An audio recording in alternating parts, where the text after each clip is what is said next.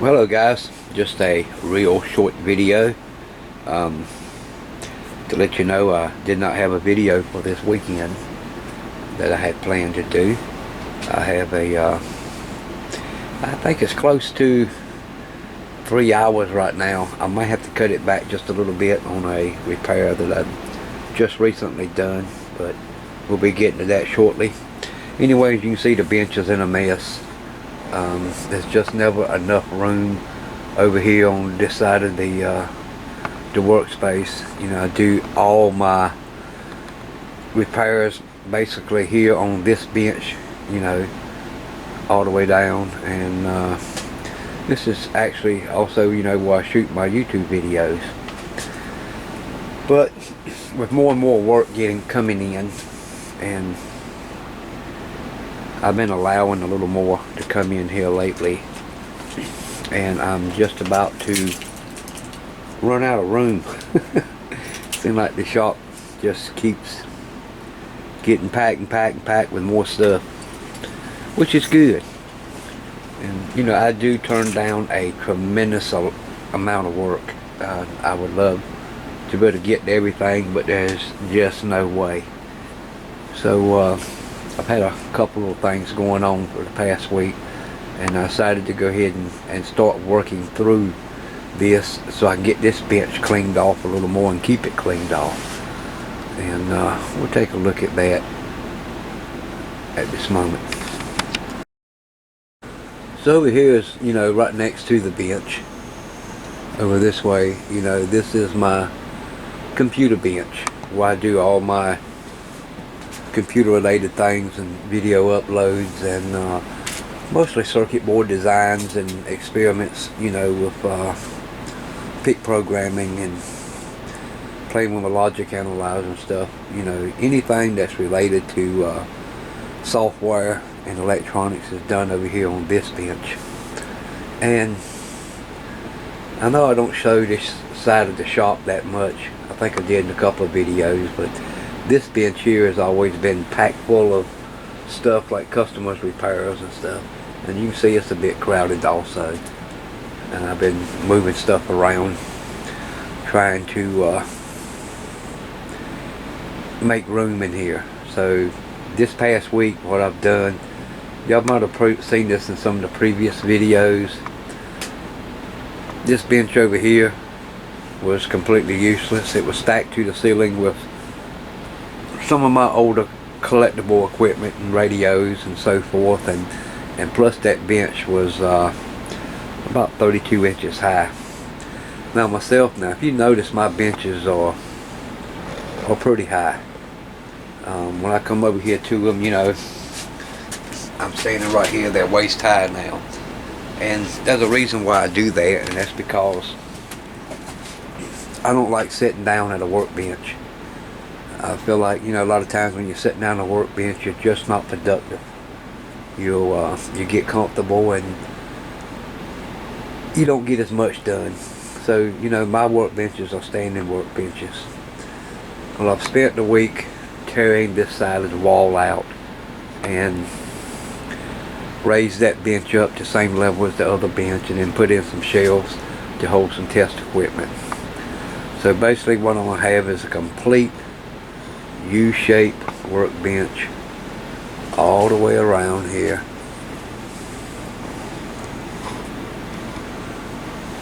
Right on around and over to there. This way that'll give me at least 2 workstations over here. You know, my computer workstation, a workbench there, and a workbench over here. Now with stuff stacked up, I still got to get this mess over here cleaned up, and I'm gonna tear all that out probably tomorrow and redo all that, and probably raise that little table up to the same height as the other one, and clean all that up and get that painted. But I think this will give a whole lot better working environment in here, because that's what this shop was intended to do, was to be a work room all the way around and not a storage room. But it has become a storage room for the past year. So we'll get all this fixed up. And one reason why I want to do this is that, you know, a lot of times I got something tore down on the other bench and I want to shoot a YouTube video and I can't because I got something else on it. So I got to move that out of the way and, you know, do what I'm going to do on my YouTube video and then clean that back up and put that back up. Now I should have enough workspace in here to be able to get what I need done. And I want to do a little training videos in the future. And me and Mike was just discussing this. That's Mike's radio repair.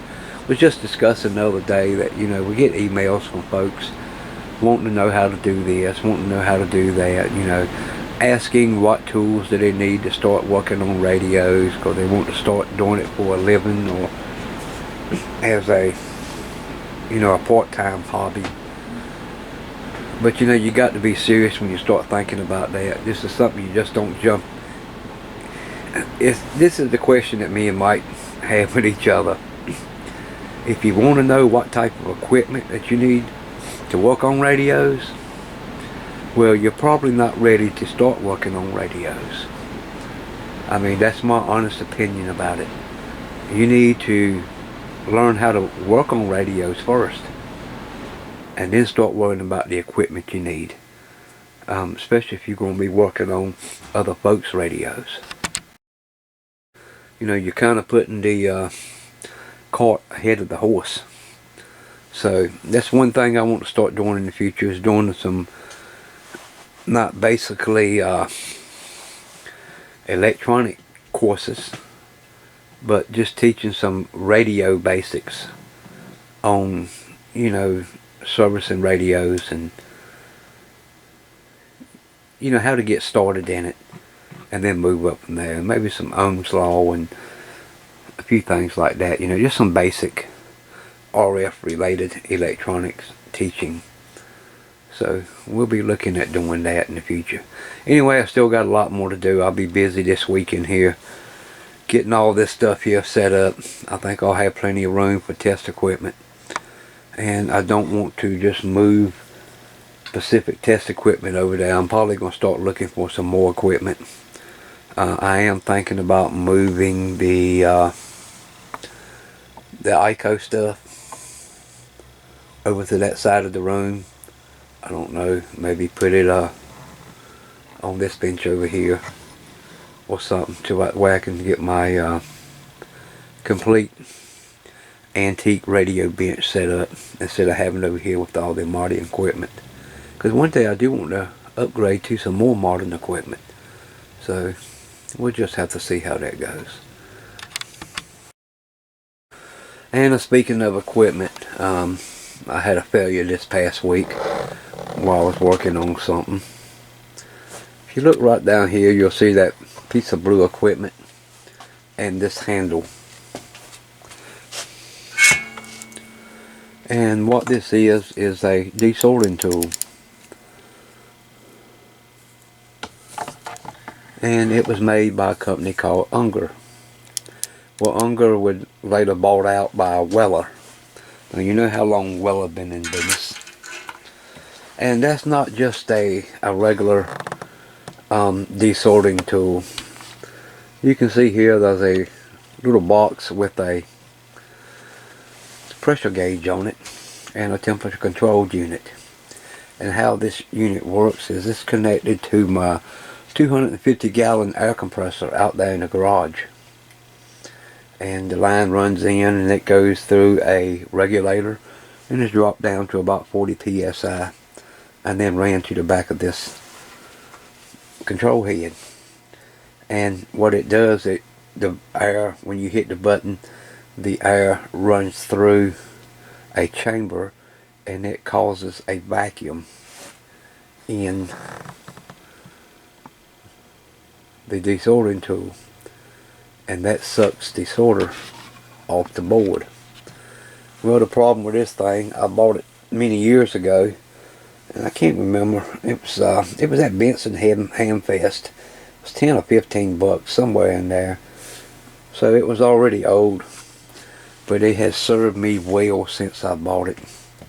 And I've repaired it several times. Well, the problem is there is no more parts available. And I have done went in and rebuilt and did this and that, and there's probably just no more fixing to it. So it's going to go up in the radio room as just a showpiece probably, and will no longer be used.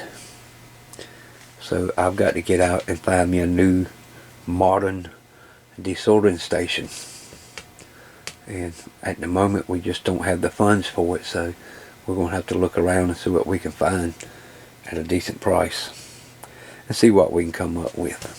Hopefully something good. But anyway, you know, equipment fails, and sometimes it just can't be rebuilt so many times. This little gym is all mechanical, and when the air chamber starts wearing down, there's just not a whole lot you can do about it because you can't find the parts. So anyway, to finish off this video, we got a little mail item come in, and this came from Joshua over in Kansas, and I have no idea what he has sent in. You know, I talked to many people on YouTube and through email, and I can't remember no one saying they were sending anything in. So, you know, quite a bit of times we get unexpected packages.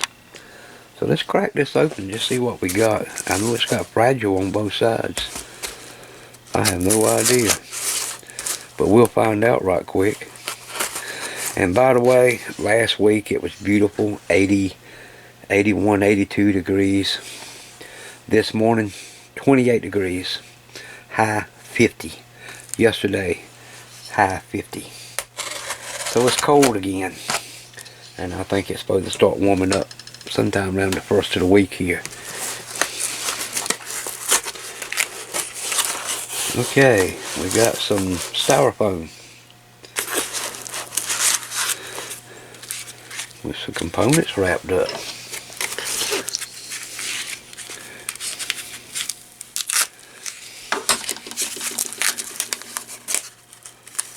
And check that out.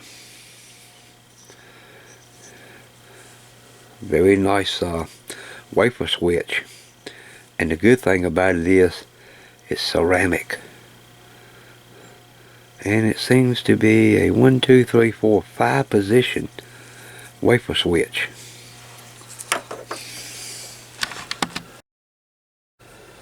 So I just grabbed the random knob. Let's see, it's 1, 2, 3, 4.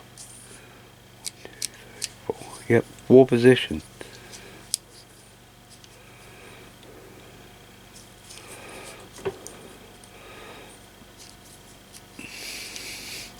It's a 4 position times 2, because you got a little cut right here on each side, and then the back one is just a single 3 position, but that'll come in real handy.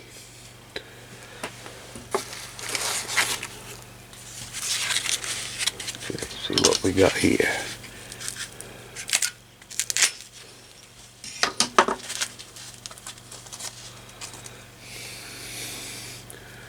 And we have a air variable trimmer. Now I'm not sure what the range is on it. I'll have to hook this up and find out. And it's made from Hamelin in New York. Even has a little small chicken head knob on it, and it's also ceramic base. And these are great little things to have. In fact, I used to have a bunch of them, and I've just about run completely out of them.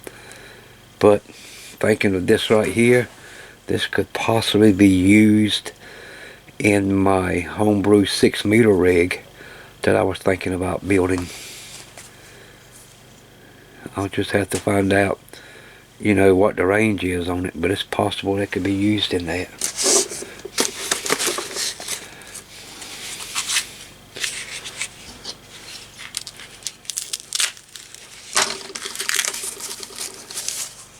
And we have another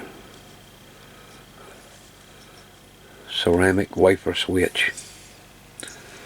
Not sure how many positions that one has on it.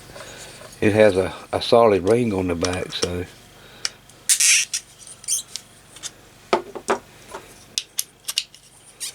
well, you know, I always use a knob to turn these with. I don't grab pliers and twist on them because you'll mess the shaft up.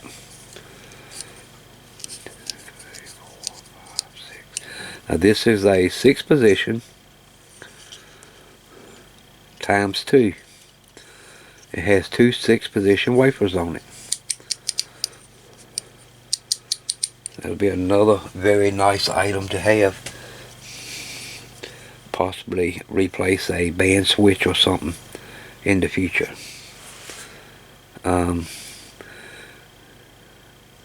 Yes, that would be very good.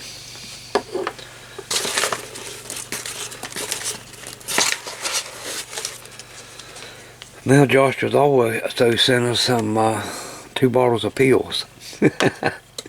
Let's see what's in these pill bottles. And I want to say too, this is very, very well packed. Very well packed. I like the way he did these tubes.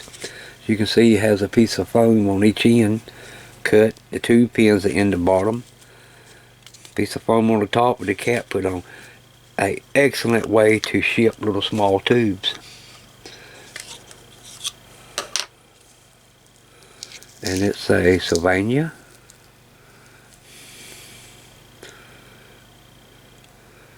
And it looks like a 6X4. Yes, a 6X4.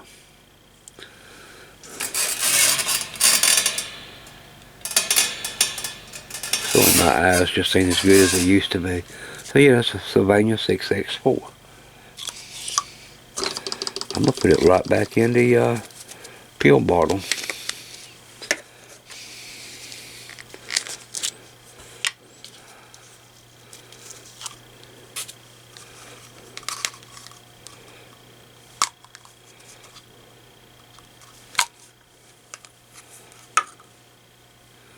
And we have a pair of Sylvania 6X4s. Very nice. So if you don't know what a 6X4 is, it is actually a twin diode tube. And they were used in car radios at one time, back many years ago. Yeah, we'll make use of the phone. But yes, they were using car radios and some portable radios as full wave rectifiers. So those little tubes can come in very handy, especially inside of a small power supply or compact power supply. You know, 6-volt heaters, they pull about 0.6 amps. So they don't pull a whole lot of power. They can handle up to about 400 volts peak. So, nice too. And Joshua, I sure appreciate the nice items you sent in. They will come in handy. Now yesterday while I was off, I went to town and stopped by the Goodwill store. And I found this little printer, HP LaserJet 3050. And I asked the guy what he wanted for it. And he said, well, being that he didn't know nothing about it, it came from another place that already tested it, and he let me have it for 15 bucks. So I said, what the heck, take a chance. $15, can't beat it. I brought it home, and this is an all-in-one. It's a fax, copier, scanner, and laser printer. It is monochrome, which means it has no color, but I didn't want it for color. I wanted a good laser printer to print circuit boards. In other words, I print the image onto some glossy paper and then transfer it over to the circuit board. And since this one uses toner, I thought it would be a good candidate for it. Now it uses just a standard black toner cartridge. And toner is usually the best for, you know, transferring over to circuit boards. Now, I went ahead and did some testing with it, and I have some paper here somewhere.